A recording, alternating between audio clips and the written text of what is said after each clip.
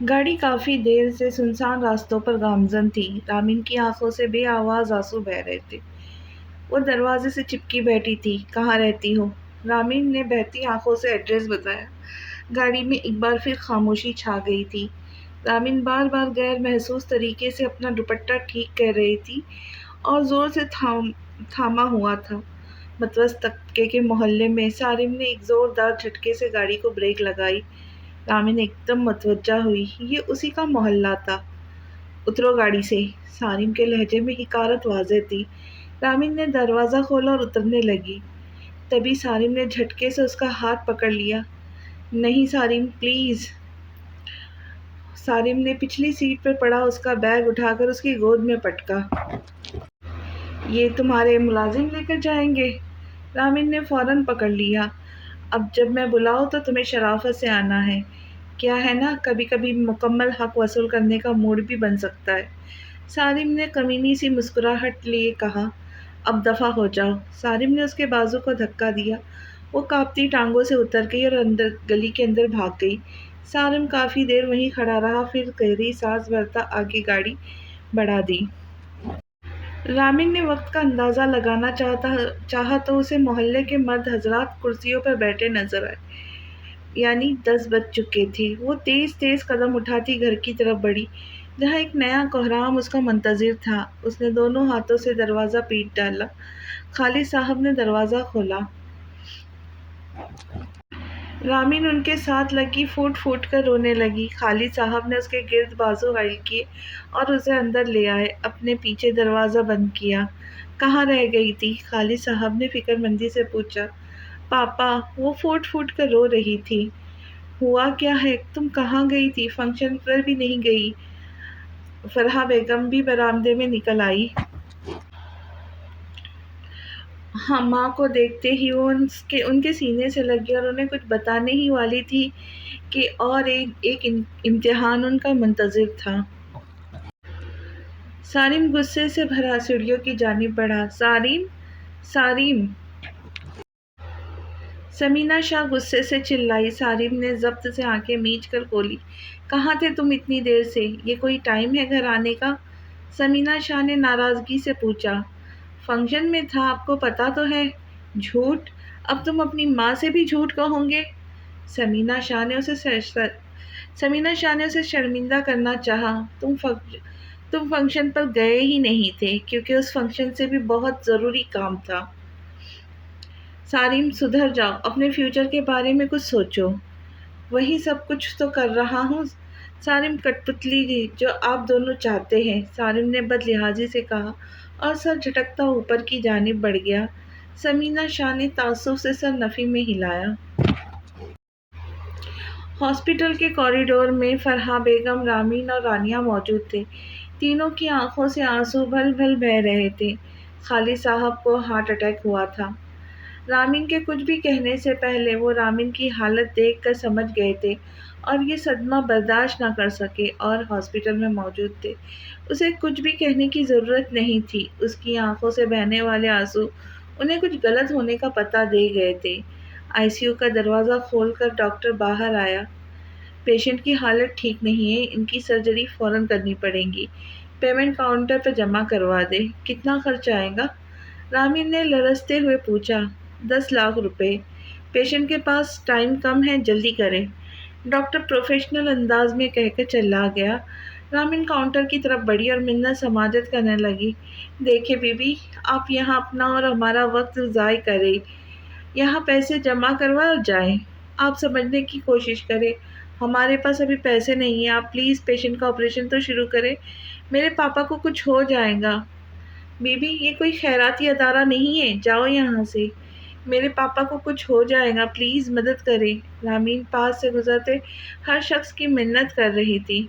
Hospital में दाखिल होते एक शख्स ने उस मासूम लड़की की फरियाद सुनी तो उसकी तरफ बढ़े। सारा अहवाल जान लेने के बाद वो काउंटर की तरफ बढ़े और एक साथ पेमेंट जमा करवाई और फ़ौरन से पहले उनका ट्रीटमेंट शुरू करवाने की हिदायत की। इसके अलावा जितना भी खर्चा इनके फादर के इलाज के लिए दरकार है वो सब मेरे अकाउंट से ले लिए जाए, लेकिन इनकी ट्रीटमेंट में कोई कमी नहीं आनी चाहिए। سرجری کے تمام انتظامات ہو گئے تھے۔ خالد صاحب کی سرجری شروع ہو گئی تھی، لیکن سرجری کے دوران ہی خالد صاحب اپنی زندگی کے بازی ہار گئے۔ یہ خبر خالد صاحب کے گھرانے پر پہاڑ بن کر ٹوٹی تھی۔ تینوں بہنیں اپنی ماں کے ساتھ لگی رو رہی تھیں۔ خالد صاحب کی وفات کو ایک ہفتہ ہو چکا تھا۔ سبھی محلے والوں نے یہ شور مچانا شروع کر دیا کہ یہ گھر خالی کر دیا جائے۔ یہ محلہ شریفوں کا ہے، یہاں ہماری بھی بہو بیٹیاں ہیں، کیا سیکھیں گی ان لڑکیوں سے؟ ایسا مت کہیں، میں نے ایسا کچھ نہیں کیا۔ بی بی، جب تم اس رات آئی تھی تو سبھی نے تمہارا اجڑا حلیہ دیکھا تھا، اور پھر جیسے 15 منٹوں کے اندر خالد صاحب کو ہاسپٹل پہنچایا گیا، وہ سبھی نے دیکھا تھا۔ آخر کوئی کھچڑی تو پکی تھی۔ ہمیشہ آنکھوں دیکھا سچ ہو یہ ضروری نہیں، کبھی کبھار اس کے پیچھے کچھ اور ہوتا ہے۔ بی بی، یہ زمانہ آنکھوں دیکھے پر ہی چلتا ہے۔ انکل، میں نے ایسا کچھ نہیں کیا جیسے میرے ماں باپ کو شرمندگی ہوتی۔ رامین کو اپنی آواز کھوکھلی لگی۔ جو بھی ہو بی بی، یہ محلہ خالی کرو ورنہ ہم تمہارا سامان باہر پھینک دیں گے۔ نہیں انکل، مجھے تھوڑا سا وقت دے، ہم یہ گھر جلد خالی کر دیں گے، رامین فیصلہ کن انداز میں کہتی اندر کی طرف بڑھ گئی۔ سالم شاہ اپنی زندگی میں مگن ہو چکا تھا۔ رامین خالد کو وہ زیر کر چکا تھا کیونکہ وہ اپنی بے عزتی کا بدلہ لے چکا تھا۔ اب اسے بار بار تڑپائے گا، ایسے یہ سوچ ہی سکون پہنچا رہی تھی کہ اب رامین خالد اس کے پیچھے پیچھے پھریں گی۔ یونیورسٹی میں ایگزام کا سیزن شروع ہو چکا تھا۔ ہر اسٹوڈنٹ اپنے اپنے ایگزام کی فکر لیے ہوئے تھا۔ ان اسٹوڈنٹس کے چہرے پر بھی پریشانی کے آثار تھے جو سارا سیمسٹر پڑھتے نہیں تھے۔ آج اس کا لاسٹ پیپر تھا۔ سارم اپنا لاسٹ ایگزام دے کر جب باہر آیا تو اپنے ڈپارٹمنٹ سے نکلتے ہوئے اس کی نظر نادیہ پہ پڑی تو اسے رامین کی یاد آ گئی۔ اس کا دل کیا کہ کیوں نہ وہ رامین کو تنگ کرے۔ بھئی آخر ایگزامز ختم ہو چکے تھے تو کیوں نہ تھوڑی بہت انجوائمنٹ ہی ہو جائے، اور اگر یہ انجوائمنٹ رامین خالد کے ساتھ ہو تو مزہ ہی آ جائے گا۔ آخر اب تو اس کی سو کالڈ بیوی تھی، اس کا پورا حق بنتا تھا۔ رسمی الگ سلگ کے بعد وہ اصل مدعے پر آئے۔ رامین کہاں ہے؟ وہ تو نہیں آ رہی۔ کیوں؟ ایگزام چل رہے تھے۔ اس نے ایگزامز نہیں دیے؟ کیوں؟ پتہ نہیں، وہ تو کافی ٹائم سے نہیں آ رہی۔ اینول فنکشن پر کہہ رہی تھی آئیں گی، پر تب بھی نہیں آئی، اس کے بعد بھی نہیں آئی۔ نہیں، تم نے اسے کال نہیں کی تھی؟ کی تھی، پر اس کا موبائل آف ہے۔ اب میں چلتی ہوں۔ بات سنو، رامین کا نمبر دو۔ سالم نے کچھ سوچتے ہوئے لے لیا۔ نادیہ نے اسے جو نمبر دیا تھا وہی نمبر اس کے پاس بھی موجود تھا۔ اس نے رامین کا نمبر ڈائل کیا۔ اس کا موبائل سوئچ آف آ رہا تھا۔ سالم کو شدید غصہ آنے لگا۔ وہ اس سے بچ کر کہیں نہیں جا سکتی۔ اگر اسے لگ رہا تھا کہ یونیورسٹی نہ آنے سے اور اپنا نمبر چینج کر لینے سے وہ سالم شاہ سے بچ جائیں گی تو یہ اس کی غلط فہمی تھی۔ رامین نے گھر تبدیل کر لیا تھا۔ وہ لوگ نسبتاً چھوٹے محلے میں آئے تھے کیونکہ وہ اس وقت زیادہ کرایہ دینا افورڈ نہیں کرتے تھے۔ وہ محلہ چھوڑنے سے پہلے ہی اپنا نمبر تبدیل کر چکی تھی۔ اب اس محلے میں کسی کے پاس بھی اس کا نمبر نہیں تھا۔ رامین اپنی پڑھائی کو خیرباد کر چکی تھی کیونکہ اس وقت ان کی فیملی کو کھانے اور چھت کے لالے پڑے ہوئے تھے۔ اپنا گزر بسر کرنے کے لیے وہ محلے کے بچوں کو ٹیوشن پڑھا رہی تھی اور جگہ جگہ اپنی سی وی دے رہی تھی، لیکن کہیں سے بھی مثبت جواب نہ آتا۔ جب کال آ جاتی بھی تو بات نہ بن پاتی کیونکہ وہ لوگ اسے مناسب سیلری نہیں دے رہے تھے۔ وہ لوگ بھی اپنی جگہ درست تھے کیونکہ وہ صرف انٹر پاس تھی، اور ایک انٹر پاس کو کوئی کتنی ہی سیلری آفر کر سکتا تھا۔ سارم اس محلے میں آیا جہاں اس دن رامین کو چھوڑا تھا۔ یہ ایک متوسط طبقے سے تعلق رکھنے والا محلہ تھا۔ یہاں پر رہنے والا کوئی بھی شخص اتنی استطاعت نہیں رکھتا تھا کہ وہ ایلیٹ کلاس کی اس یونیورسٹی میں پڑھے۔ اسے اندازہ ہوا تھا کہ رامین اپنی قابلیت کی بنیاد پر اسکالرشپ پر وہاں پہنچی تھی۔ رامین ایک محنتی لڑکی ہے جو سفارش کی بنیاد پر اس یونیورسٹی تک نہیں آئی تھی۔ وہ دودھ کی دکان پر گیا تاکہ رامین کے گھر کا پتہ چل سکے۔ وہ اندر ہی اندر اس سے اپنا آپ چھپانے کا بدلہ لینے کا ارادہ لے کر آیا تھا۔ وہ کیا سمجھتی تھی کہ وہ اس کے گھر تک نہیں آ سکتا تھا؟ کسٹمرز کے جانے کے بعد دودھ والا اس کی طرف متوجہ ہوا۔ خالد صاحب کا گھر کس طرف ہے؟ دودھ والا اسے حیرت سے دیکھنے لگا۔ دودھ والے کی حیرانی سے اسے لگا جیسے وہ کسی خالد صاحب کو نہیں جانتا۔ اس کو لگا شاید رامین نے اس روز اسے غلط ایڈریس بتایا تھا۔ لیکن اس روز اس کی کنڈیشن ایسی نہیں تھی کہ وہ کسی سوچ سمجھ کے مظاہرہ کرتی۔ کون؟ خالد صاحب۔ سارم نے اپنی والیٹ سے کچھ نوٹ نکالے اور اس کے کاؤنٹر پہ رکھے، جن کی بیٹی کی شادی کچھ ماہ پہلے ہوئی تھی۔ سارم کو رامین کی بات یاد آئی۔ ان کا تو انتقال ہو گیا۔ کب؟ وہ جی ایک دن ان کی بیٹی رات کو دیر سے آئی تھی، حالت بھی کچھ ٹھیک نہیں تھی، پھر اسی رات خالد صاحب کو ہارٹ اٹیک آیا اور انتقال کر گیا۔ محلے والوں نے رہنے نہیں دیا، نہ ہی ان کی بیوی کی عدت کے ختم ہونے کا انتظار کیا، ایک ہفتے کے اندر مکان خالی کروا لیا۔ آپ کو کیا لگتا ہے اللہ جانے کیا معاملہ تھا؟ ویسے شریف بچیاں تھی، محلے میں کبھی ادھر ادھر پھرتے بھی نہیں دیکھا تھا، بس پڑھنے کے لیے نکلتی تھی۔ اب وہ لوگ کہاں رہتے ہیں؟ پتہ نہیں، یہ محلہ تو چھوڑ گئے۔ تم کون ہو میاں؟ ان کا دور کا رشتہ دار ہوں، ملنے آیا تھا۔ ہاتھ سے مصافحہ کرتے ہوئے دکان سے باہر آ گیا۔ یہ اس نے کیا کر دیا تھا؟ اس نے اپنے ایک تھپڑ کے انتقام لینے کے چکر میں رامین کا پورا خاندان تباہ کر دیا اور انہیں بے گھر کر دیا۔ اتنی بے عزتی شاید اس کی یونیورسٹی میں نہیں ہوئی تھی جتنے اس نے رامین کی کروا دی تھی۔ سارم گہری سانس بھرتا گاڑی اسٹارٹ کر گیا تھا۔ آنٹی، مجھے آپ سے یہ امید نہیں تھی۔ آپ لوگ جب تک مجھے نظر انداز کرتے تھے تب تک ٹھیک تھا، اب آپ لوگوں نے میرے گھر والوں کو نظر انداز کر کے ان کی ہی نہیں میری بھی بے عزتی کر دی۔ ہمیں کسی نے پوچھا تک نہیں کب وہ لوگ آئے، انہوں نے کھانا کھایا نہیں کھایا، کسی نے نہیں دیکھا۔ نہ کل پر میری فیملی اور میری بہنوں کو سسرال والوں کو پوچھا، نہ ساتویں پہ آج چہلم پر بھی یہی کچھ ہوا۔ کسے پوچھتے کسے دیکھتے؟ ہمیں تو یہاں اپنا ہی ہوش نہیں رہا، ہماری تو دنیا اجڑ گئی تھی۔ آنٹی، یہ دن بھی آپ کی بیٹی نے ہی دکھایا، اللہ جانے اس رات کہاں سے آئی تھی، کیا ہوا جو انکل یہ صدمہ برداشت نہ کر سکے۔ اس میں رامین کا کوئی قصور نہیں۔ فرحہ بیگم نے نگاہیں چرائی۔ آپ مجھے بتائیں یا نہ بتائیں، پر مجھے پتہ چل گیا ہے کہ قصور رامین کا ہے۔ بس غیروں کی طرح کال کر دی، رابعہ پاپا کی طبیعت خراب ہو گئی ہے، ہاسپٹل آ جاؤ۔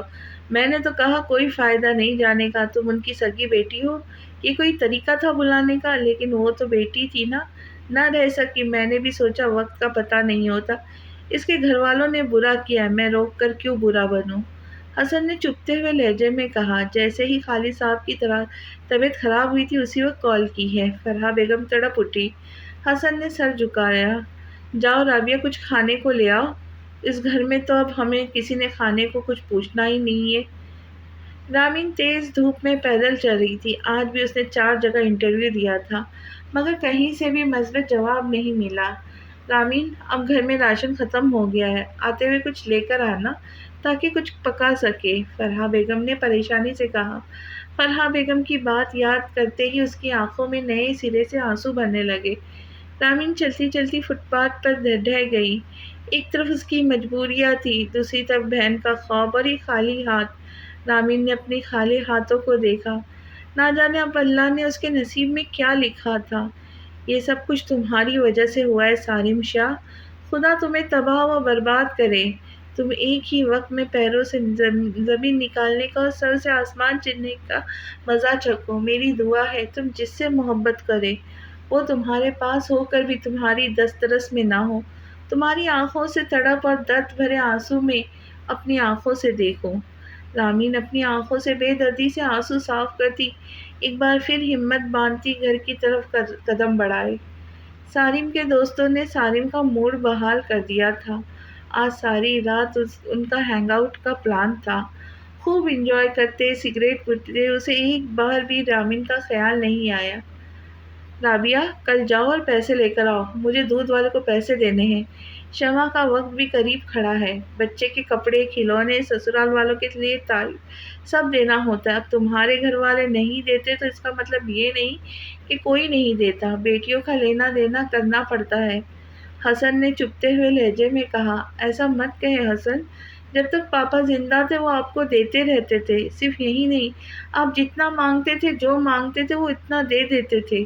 رابعہ تڑپ اٹھی۔ رہنے دو رابعہ، ہمیشہ انکل کا احساس کیا ہے، اب تم بہتان نہ لگاؤ اور جا کے پیسے لے کر آؤ۔ حسن ہتے سے اکڑ گیا۔ رابعہ اسے دیکھ کر رہ گئی۔ کہاں سے لے کر آؤ؟ ان کے پاس تو خود کھانے کے پیسے نہیں ہیں، انہیں اس وقت چھت کے لالے پڑے۔ رامین اپنا بہت پریشان ہے، رابعہ زچ ہو گئی۔ یہ دن بھی تمہاری بہن نے ہی دکھایا انہیں۔ اب بھی وقت ہے، اس کو بولو ناک نیچے کر لے اور میرے بھائی سے شادی کی حامی بھر لے۔ وہ کوئی شہزادی نہیں جس کے لیے شہزادہ آئے گا۔ میرا بھائی اگر خود اسے اپنی عزت بنانا چاہتا ہے تو قدر کر لے۔ اس کی شادی ہو گئی تو آنٹی اور رانی بھی ہمارے ساتھ رہ لیں گی، خرچہ کم ہو جائے گا۔ وہ نہیں مان رہی تو کیا کروں؟ بھلائی کا زمانہ ہی نہیں ہے، اپنے ہی اور اپنوں سے کیا آتے، باقی مرضی اس کی۔ میرے بھائی کو لڑکیوں کی کمی نہیں ہے، تم آنٹی سے کہو پیسے دے، کوئی زیور تو ہوگا ہی، تمہیں ضرورت ہے پیسوں کی، دے تمہیں، جاتی ہوں کرتی ہوں ان سے بات۔ رابعہ رضامند نظر آ رہی تھی، حسن کے چہرے پر کمینی سی مسکراہٹ تھی۔ رامین کچھ بنا جاب کا؟ فرحہ بیگم رامین کے گھر آتی ہی اس کے سر ہو گئی۔ امی روز روز ایک ہی سوال مت پوچھا کرے، جب جاب ملیں گی تو آپ کو میری شکل خود ہی بتا دیں گی۔ رامین نے روتے ہوئے دوپٹہ سر سے اتار کر پھینکا۔ ایسے کیسے بات بنے گی؟ کچھ ہی دنوں میں نیا مہینہ کھڑا ہے، پھر نئے خرچے سر اٹھا لیں گے۔ مجھے پتا ہے امی، میں روز دن میں ہی کئی بار کیلنڈر دیکھتی ہوں۔ تمہیں ہی شوق تھا اپنے باپ کا بیٹا بننے کا۔ شوق تھا امی، لیکن میں نے انہیں اس شوق کے حصول کے لیے نہیں مارا۔ میں ان کی زندگی میں بھی بیٹا بننے کا خواب پورا کر سکتی تھی۔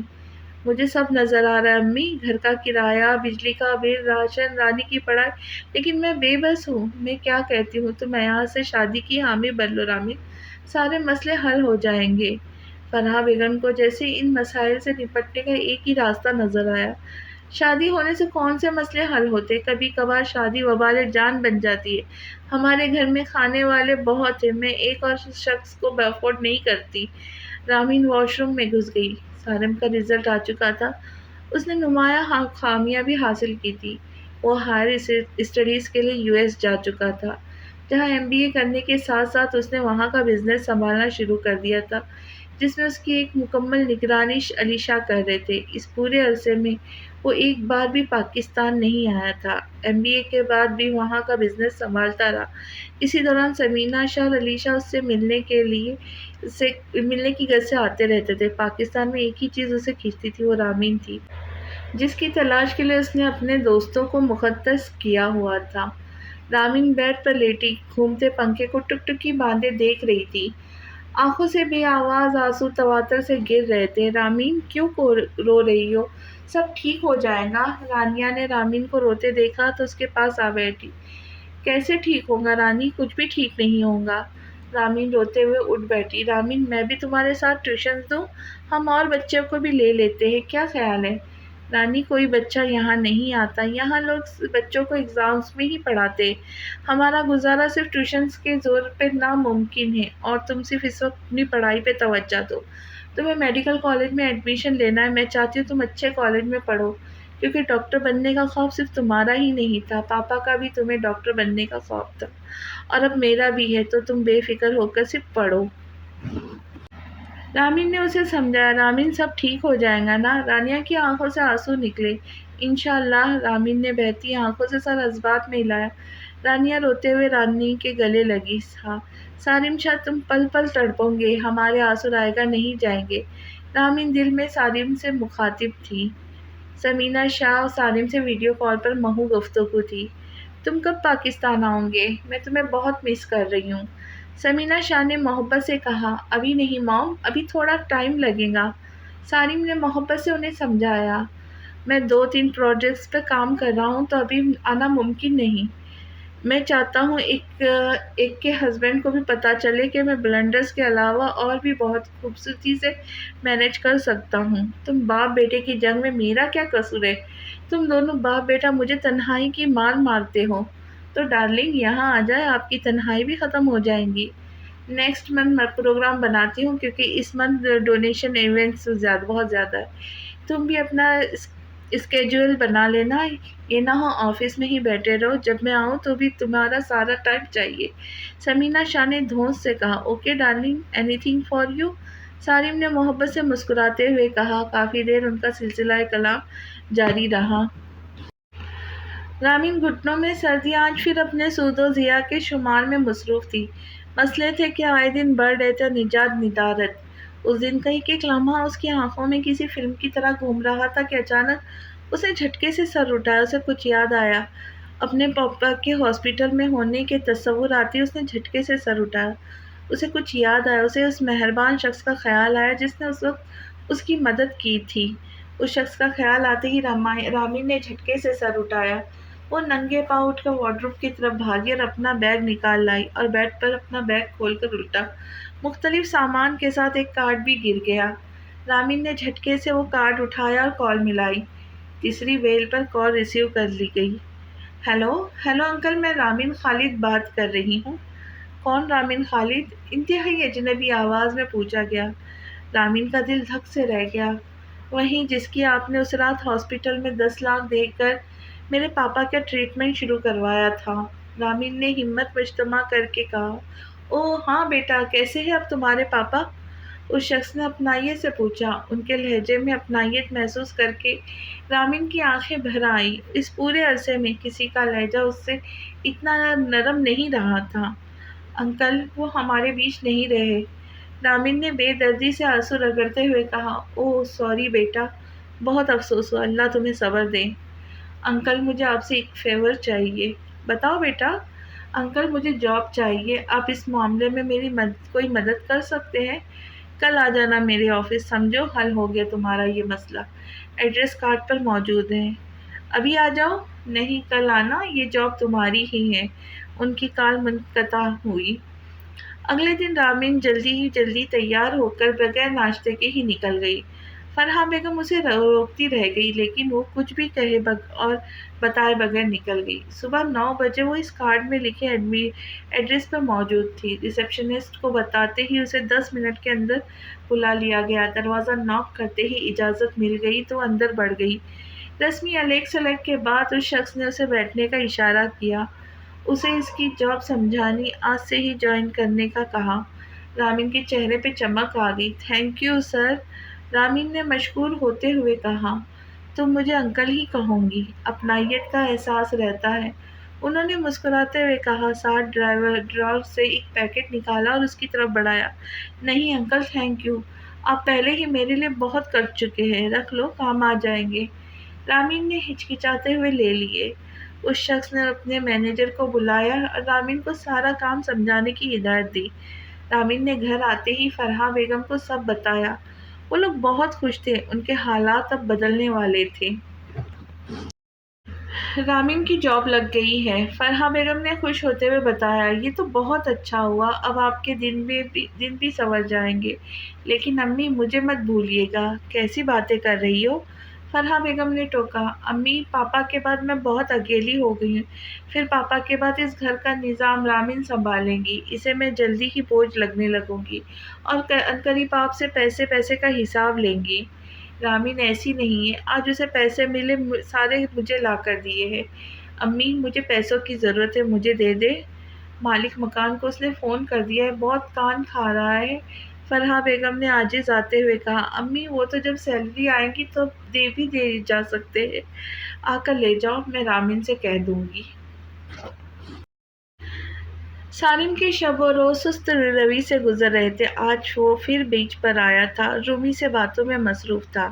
رامین کی تصور سے باتیں کرتے وہ کب رومی بن گئی اسے خود بھی پتہ نہیں چلا۔ آج اس کی فلائٹ تھی، وہ 5 سال بعد پاکستان واپس جا رہا تھا۔ اسے رومی کو ڈھونڈنا تھا، اس کی تڑپ دن بدن بڑھ رہی تھی۔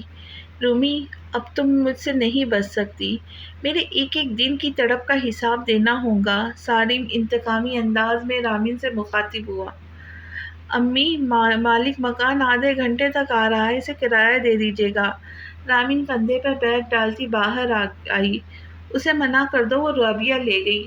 امی، مالک مکان کی کال آئی ہے، وہ آدھے گھنٹے میں آ رہا ہے۔ رامین نے بھیگی آنکھوں سے انہیں دیکھا۔ آپ نے کیوں دیے؟ میں نے آپ کو کہا بھی تھا، جب سیلری آئے گی تو دے دینا۔ رامین، رابعہ کو ضرورت تھی، اب تم اس طرح مت کرو، کر دو، منع نہ آئے، آ کر بہت بولتا ہے۔ فرحہ بیگم ہتھے سے اکڑ گئی۔ رامین نے روتے ہوئے موبائل نکالا اور کال ملائی۔ انکل، کچھ دن رک جائے، جیسے ہی سیلری آئے گی میں آپ کو دے دوں گی۔ رامین نے خود کو کمپوز کرتے ہوئے کہا۔ انکل، میں دے دوں گی۔ انکل، میری بات انکل، دوسری جانب موجود شخص یقیناً بہت بول رہا تھا اور رامین کو بولنے نہیں دے رہا تھا۔ رامین اسی طرح بات کرتی روتے ہوئے باہر نکل گئی۔ فرحہ بیگم سر جھٹک کے رہ گئی۔ انکل، میم آپ سے ملنے آئی ہیں۔ رامین ایک سوبر سی عورت کے ساتھ اندر آئی جو بلو کلر کی ساڑی پہنے، کانوں میں ڈائمنڈ سیٹ پہنے، کندھے تک آتے بالوں کو کھلا چھوڑے پر اعتماد چال چلتی رامین کے پیچھے ہی آفس میں آئی۔ بہت اچھا کیا بیٹا، انہیں تم نے آنے دیا۔ اگر تم نے انہیں یہاں آنے نہ دیتی تو یہ مجھے گھر میں داخل نہ ہونے دیتی، اس کے باس نے ہنستے ہوئے کہا۔ رامین بھی ہنس پڑی۔ اب میرا بیٹا اچھی سی کافی بھیجو تاکہ انہیں بھی پتا ہو کہ رامین کتنے اچھے سے کافی پلاتی ہے۔ جی انکل۔ رامین آفس سے نکل گئی۔ رامین کی زندگی ایک ڈگر پر چل پڑی تھی۔ اس کی سیلری بہت زیادہ نہیں تھی لیکن ضرورت پوری کرنے کے لیے کافی تھی۔ اس کی چادر بس اتنی ہی تھی کہ تن ڈھانپا جائے، لیکن وہ سر ڈھانپتی تو کبھی پاؤں۔ اس کی زندگی بہت خوشحال نہ سہی لیکن پرسکون ہو گئی تھی۔ سارم، اب تم آفس جوائن کر لو اور اپنی لائف کو سیریس لو، سمینا شاہ سارم کو سمجھا رہی تھی۔ جب تمہارے ڈیڈ تمہاری ایج میں تھے تو میرے ہاتھ میں تم تھے۔ سمینا شاہ نے ہنستے ہوئے اس کے بال بگاڑے۔ ریئلی ہاؤ سویٹ، آپ کو پوتا چاہیے؟ سارم نے شرارت سے کہا۔ پہلے بہو چاہیے۔ سمینا شاہ نے ہنستے ہوئے اس کے گال پر تھپڑ مارا۔ بہو نے بھی آ کر پوتا ہی دینا ہے؟ باز آؤ سارم، مجھے بہو چاہیے۔ آج کے اس ایونٹ میں اپنے لیے یہ لڑکی ڈھونڈوں؟ مام، آپ کو پوتا مل جائے گا۔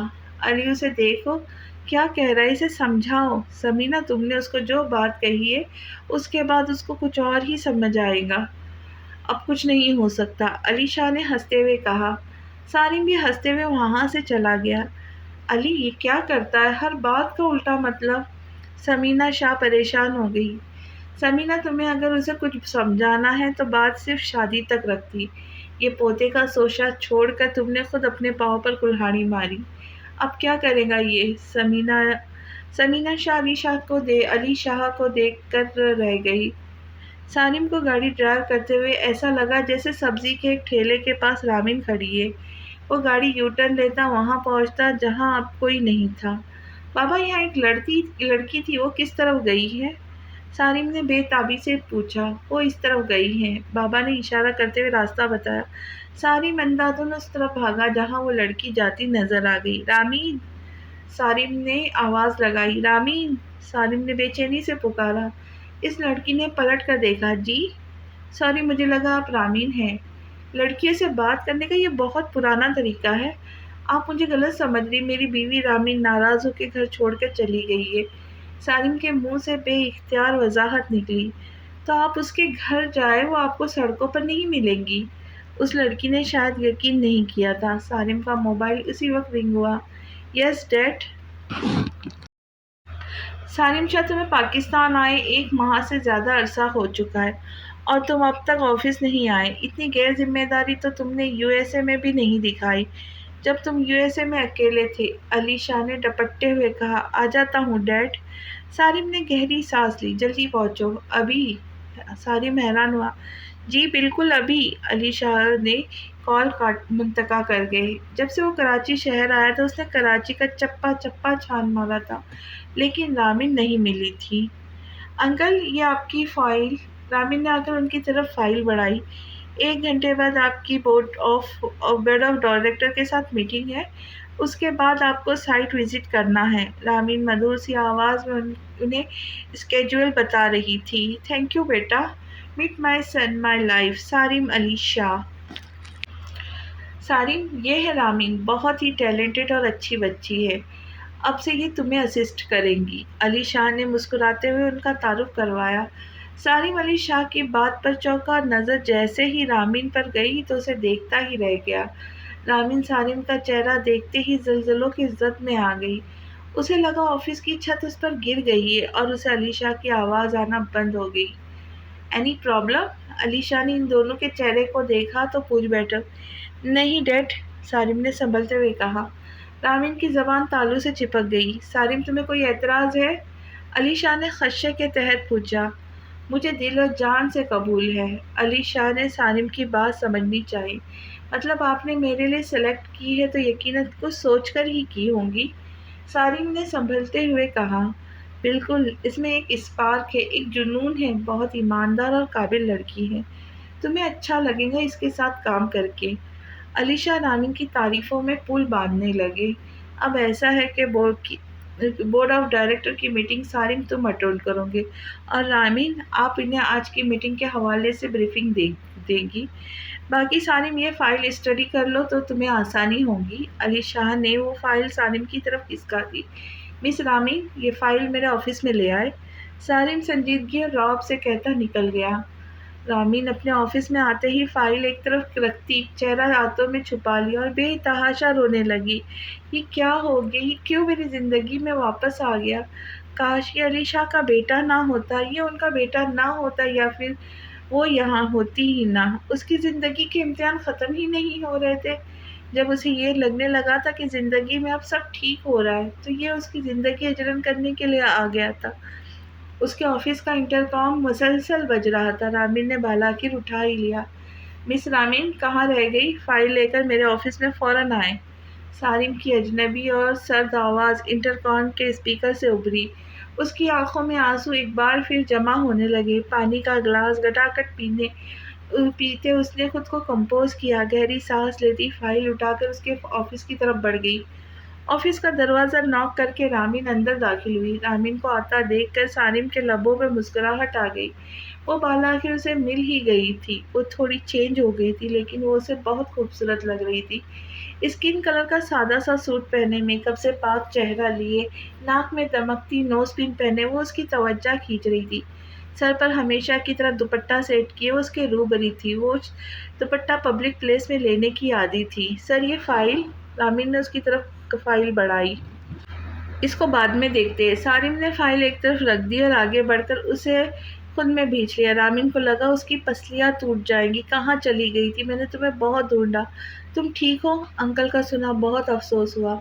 سالم اپنی ہی دھن میں بولے جا رہا ہے۔ تم پریشان ہو گئی ہوں گی کہ کہاں چلا گیا ہوں۔ میں US چلا گیا تھا MBA کے لیے، پھر وہاں کا آفس دیکھنے لگا، اینڈ ناؤ تمہارے سامنے۔